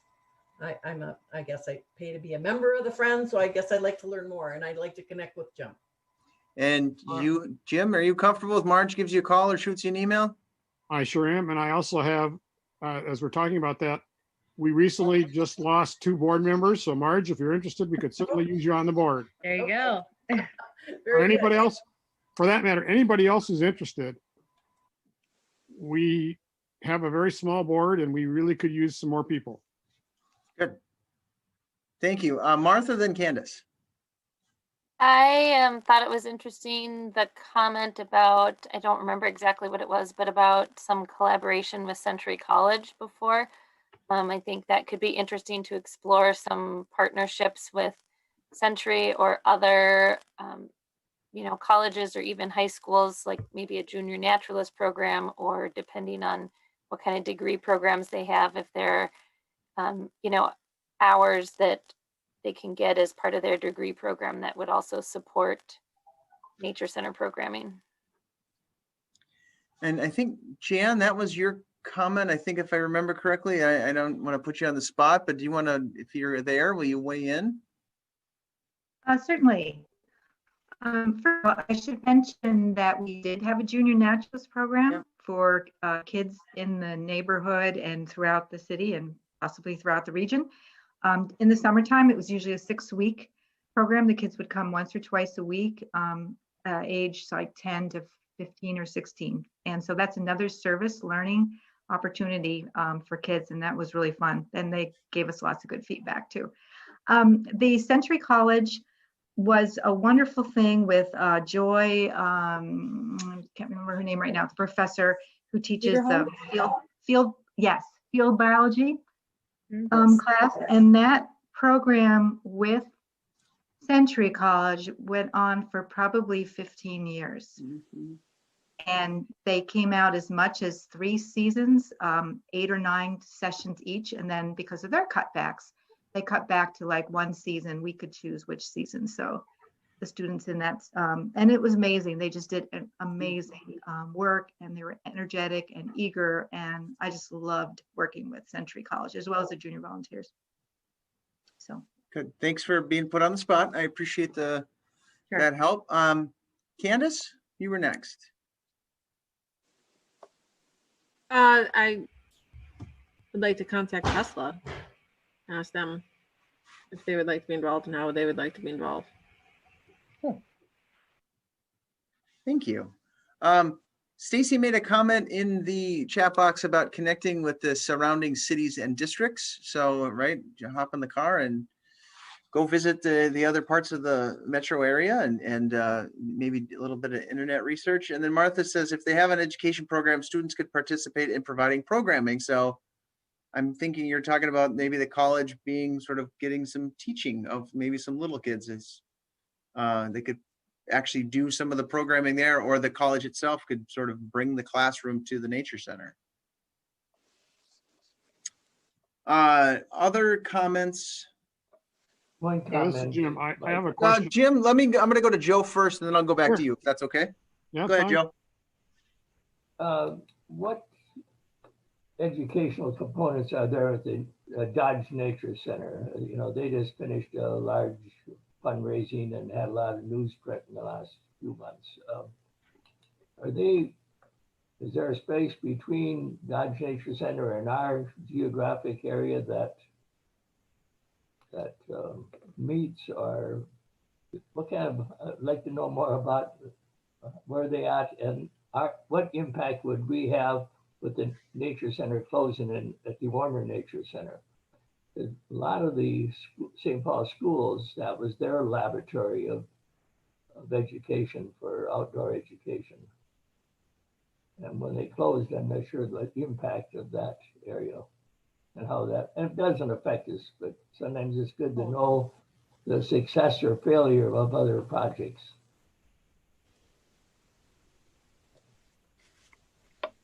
I'll make a comment that I think we might be able to address that question by our next meeting, around sort of what Dodge has done. I don't know if folks saw in the newspaper, they have a $40 million volunteer capital campaign at the Dodge Nature Center, and they get a lot of publicity.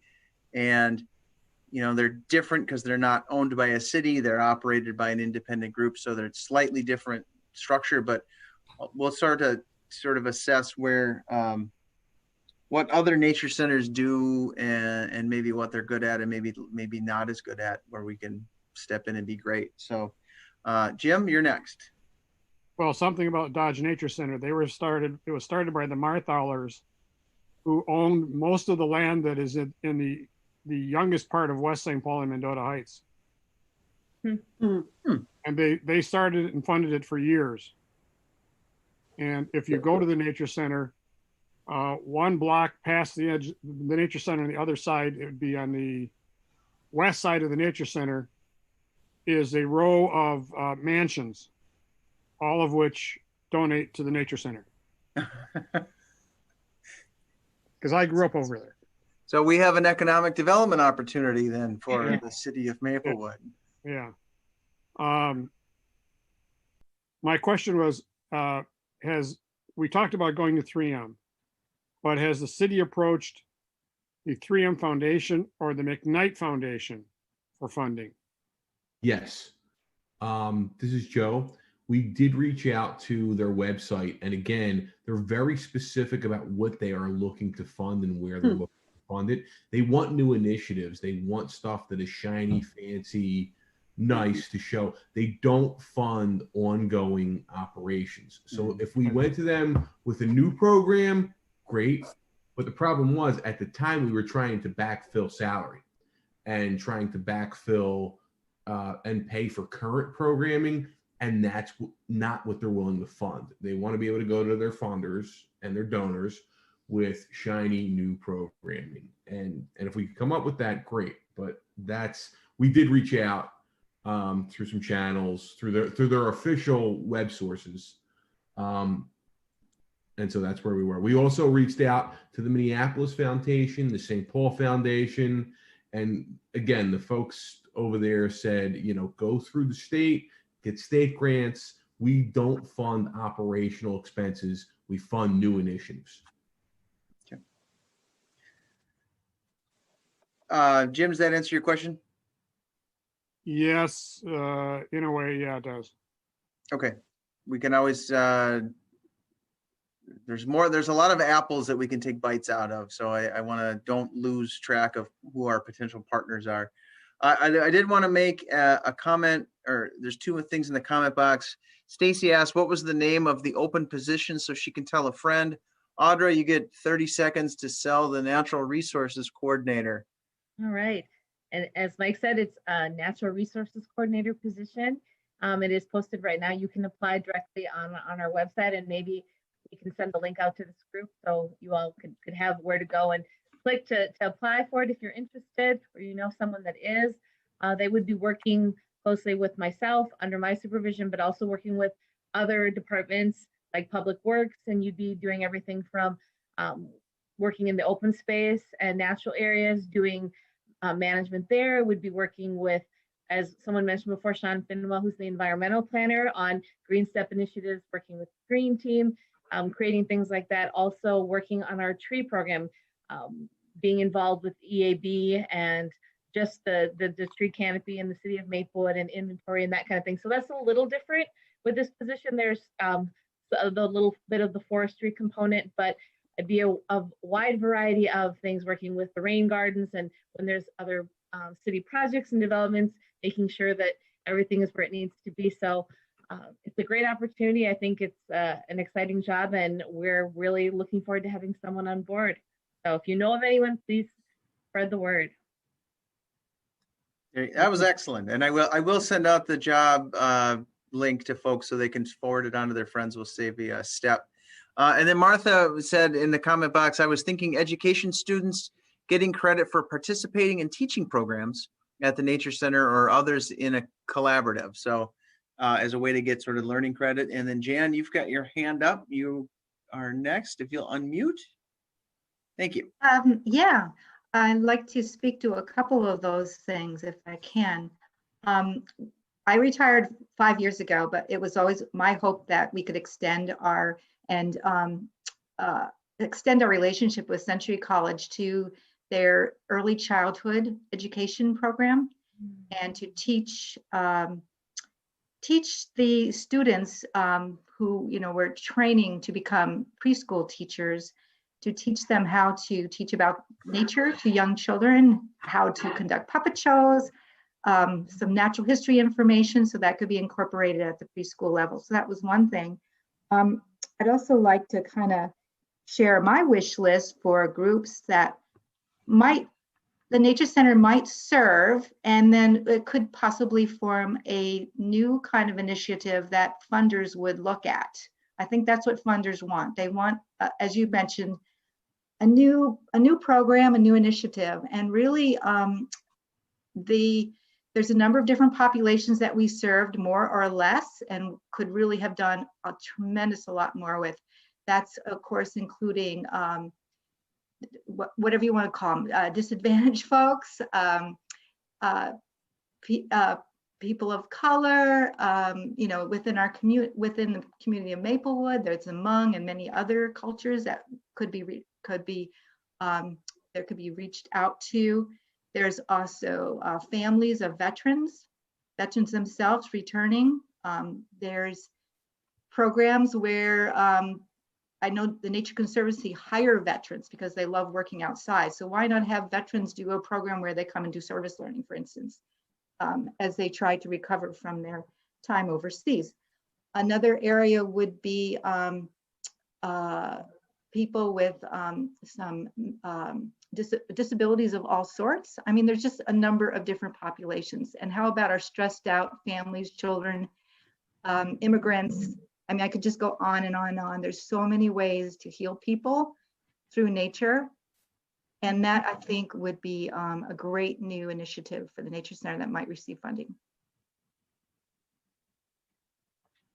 Thank you. Excellent. Thank you. Looking around the Kathy, or is that you popped up on my, or you highlighted in yellow? Does that mean you wanted to chat? No. Okay. For once in my life, I'm going to be quiet. Think about it. we did. I'm not laughing. I'm just smiling. Martha and Liz both made comments back to Jan that said, right, there's a lot of research on the benefits of nature for healing, and I agree. And then Liz said healing through nature sounds great. So kind of echoing that comment, Jan. Last chance for folks, Melinda or Joe or Audra, anything that you would want to either do some more research on or something that you've learned from today? You don't have to say anything. Well, I'll jump in. I just so appreciate this group being so thoughtful and present during these discussions. And yeah, I've learned a lot and gotten some great ideas from everyone that's spoken, and the idea of healing through nature. I love that. And these are definitely things that we can take and explore, the mobile learning and that kind of thing. Just hearing what you thought was important from the master plan as we had it, and then moving forward. So I think we've gotten a lot of great feedback tonight that we can build on. So thanks to everyone. This is Jim. I have one comment. Sure. One thing I haven't heard many of us talk about and being in that group is nature for the senior citizens. You know, working with maybe AARP or somebody like that, Twin Cities AARP, and offering programs on nature for senior citizens. You know, maybe we make some tours, we put some tours together as fundraisers to tour some of the places like Fish Creek and the Nature Center and Applewood Park and Wakefield or whatever. Okay, Good idea. that's creative.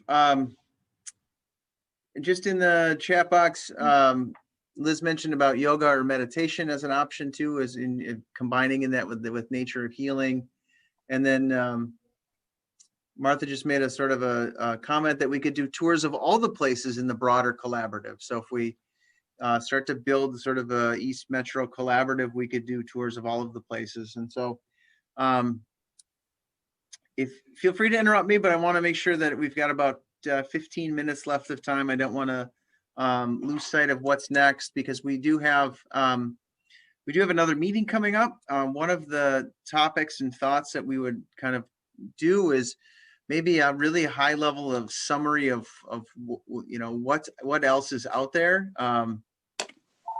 And so Audra and I had talked a little bit about maybe doing a small inventory, maybe with an interactive map that says, here's what Dodge Nature Center is, here's what they offer, and here's their kind of typical audience. And then we could do one for the new one in Lake Elmo, and we could, you know, do I don't know. I mean, I think you don't want to include every potential open space in the world, but people who do kind of nature center programming or have really great spaces, maybe what they would do. How do folks react to that? And are there places that you want to make sure that we cover? I know Three Rivers was mentioned as a potential you know, service model or, you know, service offering, but it is in the West Metro. So, you know, how far do we reach out, and who do you want to make sure that we include in our kind of review? And I'll just open it up to the group. Joe, you waved first, and then Becca, you waved second. So then we'll go from there. Go ahead, Joe.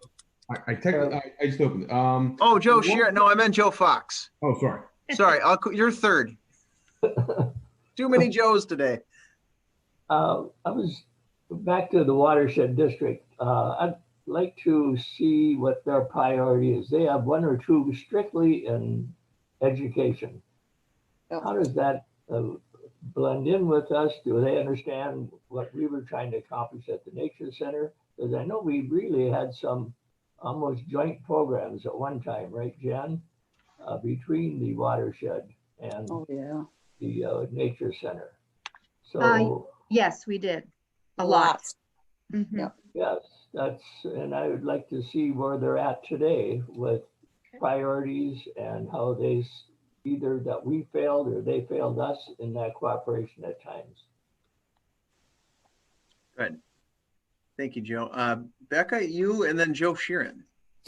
Well, just as you are, this is just another comment, but as you're looking around and kind of taking inventory of what else is out there, I would encourage you to look at just the West Metro area with Three Rivers and also the Minneapolis Parks Board, because they're going to be serving a different type of population. They're going to have programs and things that may work on our end that aren't being addressed in this part of town.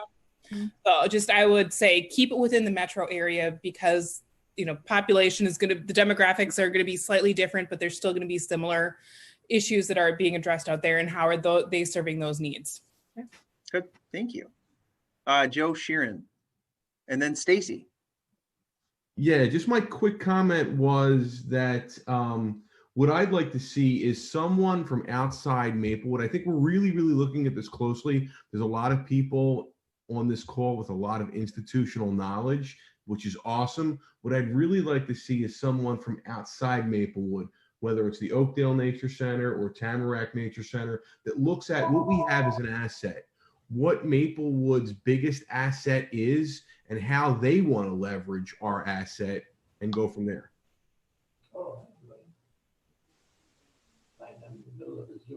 All right, thank you. Stacy.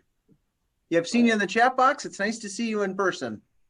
Yeah, sorry, at night I'm taking care of my kids and doing laundry and listening at the same time, doing dinner and stuff. We get it. You're welcome. Yeah. I'm so positive about this task force. I've heard so many good things. I'm just wondering one thing. Have we done anything to reach out to have any youth voices on our task force here? So like have some high school students or even middle school, or even maybe even like my daughter's age. We have a lot of friends her age. She's 7. Just having some youth voices be a part, maybe not listen in the whole meeting, but have some kind of role where they could just connect with us. I'll answer that. The short answer is no. And I think it's partially a function of time and partially a function of we started right as school was getting back in.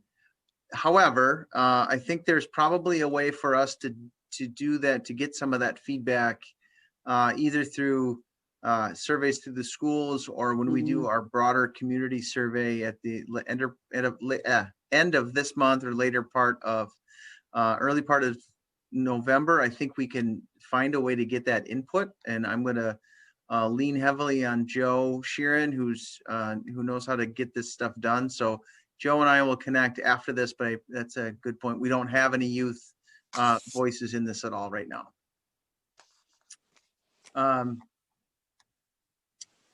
Martha in the chat box did say that Tamarack has a great space for families. Their interactive outdoor learning space is a big draw. So yeah, I think that will be a group that'll be on our list. And then Jim, I see your hand is raised. I'm going to go to you next. And like I said, folks, just kind of wave or let me know you're interested. Jim, go ahead. Oh, I just had a question as to what's happened to all the program material that was at the Nature Center and at the City Hall. Is that still around? I'm directing it to Audra because I assume she knows. Yeah, I'm going to go to Audra, so she's going to answer that. Yep, I actually spent a lot of time in the Nature Center last week and the first part of this week, and spent time with Ann. You know, for those of you who knew Ann Hutchinson, she retired. Her last day was actually yesterday. We had her going away party at the Nature Center, but we went through and it's all there. It's inventoried. It's all, none of it has gone anywhere. You know, because we don't want to do anything until we get to the end of, you know, this task force and recommendations and how we're going to move forward. So none of it has gone anywhere. It is all still there. Is material that's there available to people? Like the Friends used to meet there and we have our display boards there.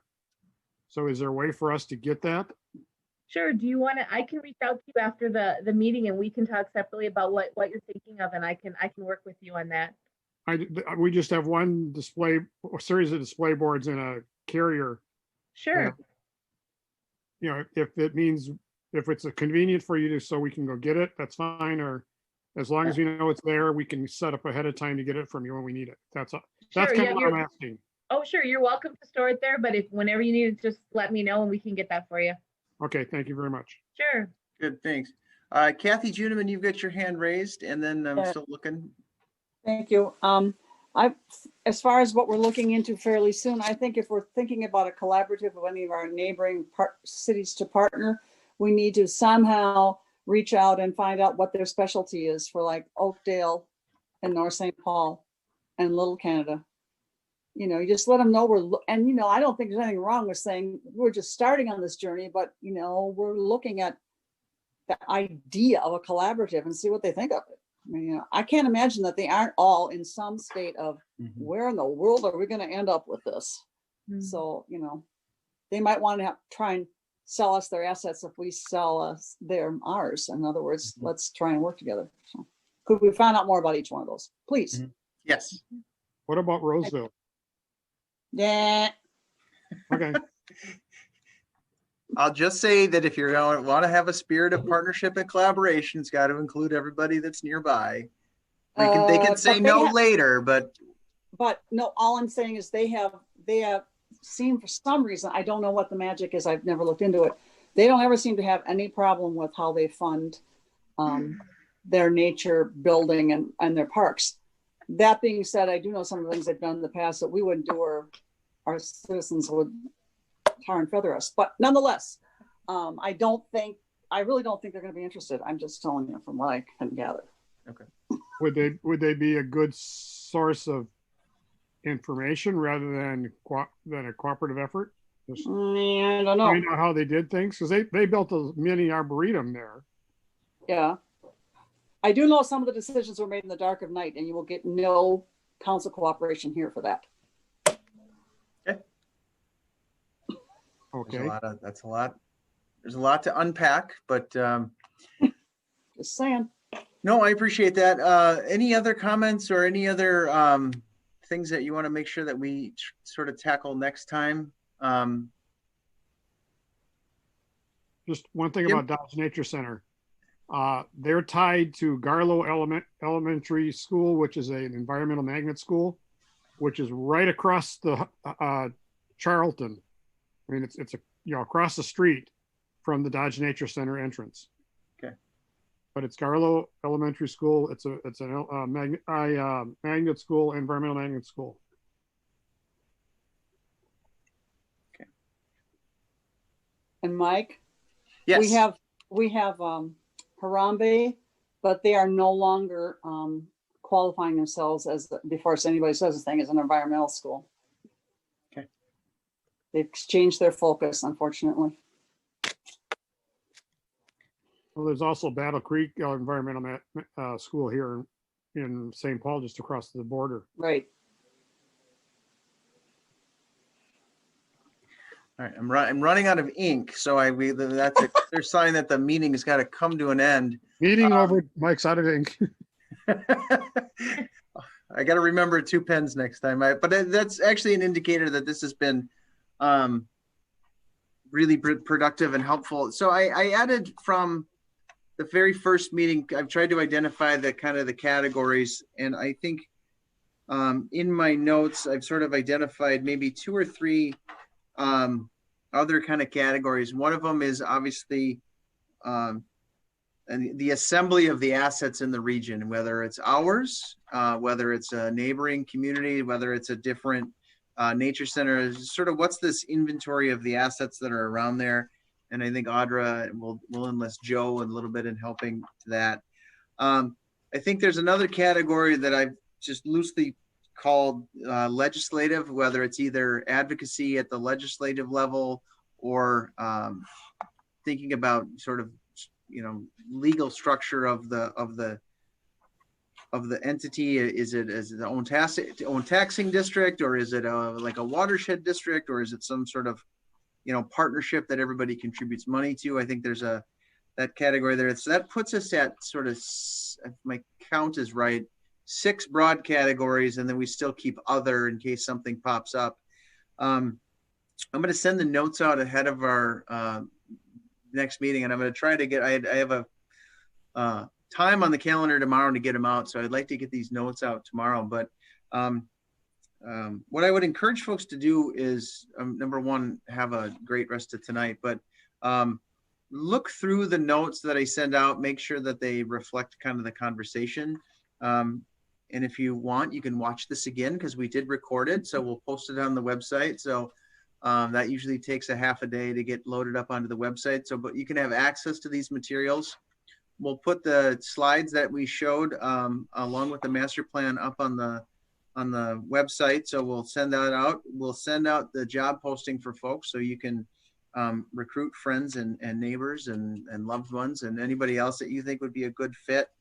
I think as a to-do list also, maybe Melinda Coleman and I will just maybe send an email to our colleagues in other cities and just maybe take a temperature of where folks are at. But I think this was really productive and really helpful. I think the last thing that I'm going to do to make sure is I'm going to try to summarize the things that were in the master plan that we want to make sure that we carry forward. So that makes sure that that's a robust part of the conversation. So if there's nothing else, I guess I'll just let Councilmember Juniman, your last words or any final comments you want to give to the group. You've got about 2 minutes.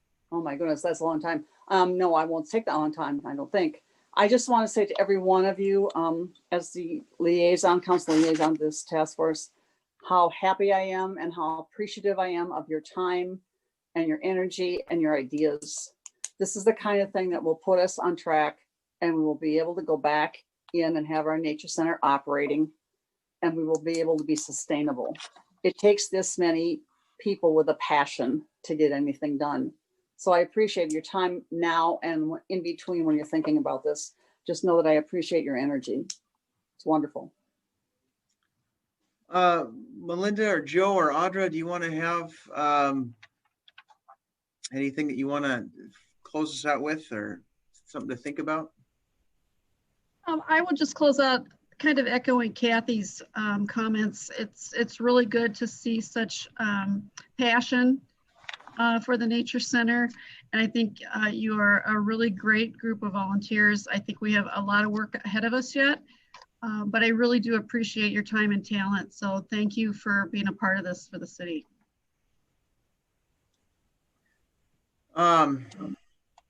Like I said, if anything pops up and you have this great flash of brilliance in the middle of the night, you can send email and let us know. Audra and I are here to kind of collect and gather information. So don't be shy about reaching out if something pops up, or if there's a question that you have that you think is important for the group.